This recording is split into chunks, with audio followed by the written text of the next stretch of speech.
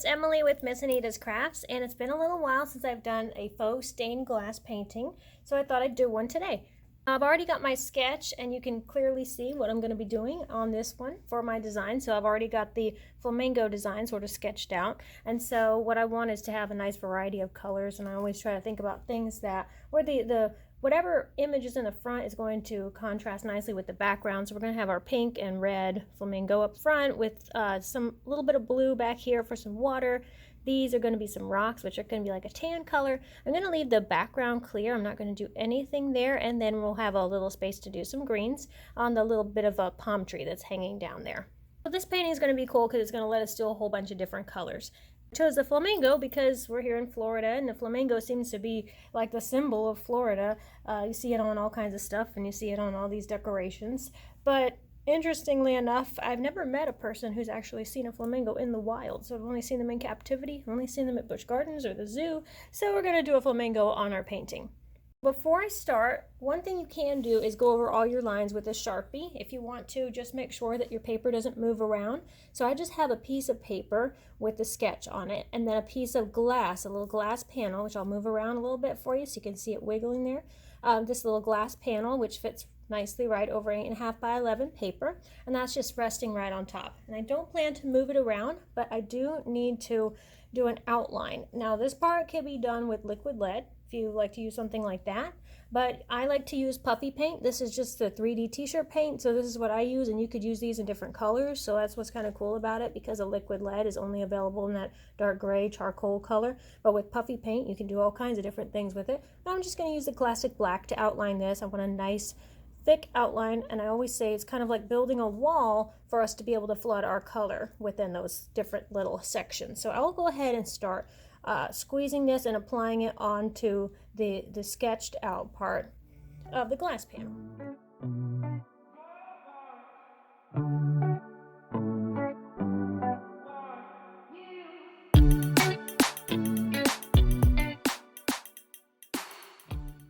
So now, of course, the line is appearing a lot thicker because we went and applied it with the puffy paint. If you're not sure how this is going to come out and you haven't used it before, you might want to practice on a paper towel or just a little piece of scratch paper before you go, because you have to do a little bit of practice since you're going to need to squeeze while you move your wrist, and so getting that motion down can sometimes take a little bit of practice. So do that on paper, do a couple little squiggly lines, or practice doing straight lines before you go and attempt something like this. And also, I went and did this sketch with a very boxy, very angular look to it, because doing straight lines with puffy paint is a whole lot easier to do than doing anything that's rounded where you have to maintain that smoothness. So this way it allowed me to stop and start at different points throughout the piece, and that also gives my hand a break if I need to. For the paints, I used to use gallery glass. I can't use it anymore. You don't seem to make it at the stores where I used to buy it. So I am using a new line of paints. It's called Faux. It comes in a whole bunch of colors, so here's a sampling of all the colors. I just kind of made this so you could see what they look like and how transparent and shiny they are, and I actually like the colors a lot better than the gallery glass. So the colors that we're going to be using today are, of course, our pinks and our reds for the actual flamingo. So I've got hibiscus, I've got daiquiri, and bubblegum. So these are the ones that I'll be using on the bird. And then for the rocks, I've got a brown color. This one's called iced coffee. I've got some blues that I'll decide what I want to do with in the background. So that is mermaid tail, which is a light teal, the darker teal, which is surfs up. I've got two different blues. I have Ocean Avenue, Tidal Wave. I've got an orange color that I'll use for the beak, and that's sharp cheddar right here. I have for this little part here on the beak, which is the bottom part, which I want to be a gray, a dark gray, and then also for the legs, I'm going to be using tinted window, which just looks like a sheer black color or gray, and then a couple different greens that I'll use for the palm tree pieces that are hanging down, and that's the light green, which is margarita, and then the darker green, which is pinch me. These paints work the same way as gallery glass, so when you go to squeeze them into the area, you're going to do it the same way. You're just going to pop off the cap. You're going to just squeeze a little bit into the area wherever you're going to be coloring. So I'll start here on the little orange part. That's going to be the top part of the beak. You're just going to squeeze a little puddle of it and start to work it around. You don't need a whole lot. With gallery glass, you tend to use a little bit more.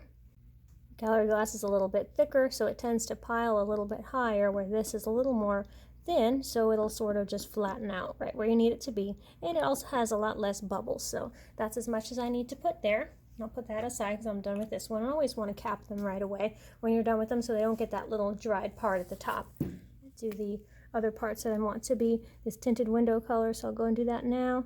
And if you want to try these paints out, I'll put the link in the description so you can go and check them out on the Etsy page. And all 28 colors are available on there. They're all super vibrant. Custom colors are also available, so check that out. I'm about to speed through this for you, but one thing I'm going to suggest is I like to leave the paper in the background behind the bird because, let me start doing a little bit of pink here. I like to leave the paper in the background because it provides that nice white background, so it kind of lets me see what my colors are looking like.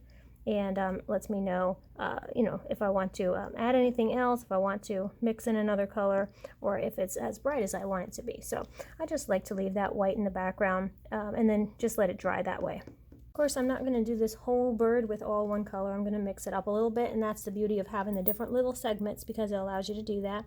So you can put, some lighter colors mixed in with the darker colors. I'm just doing all one color first, so I don't have to go back and forth and not have to keep opening up the same bottle of paint. I'll do all of the bubblegum colors first and then go back with another one. Probably the daiquiri will come next.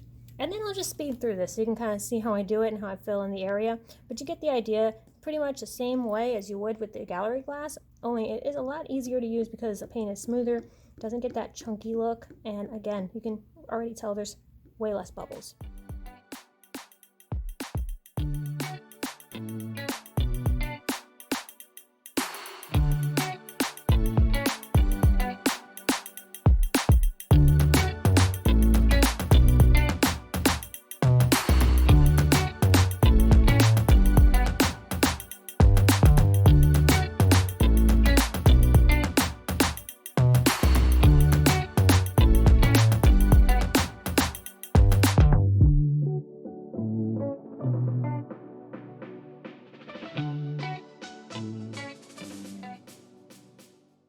So I'm slowing down for the last little bit here just to kind of show you how I'm wrapping it all up, and I wanted to mention a couple things.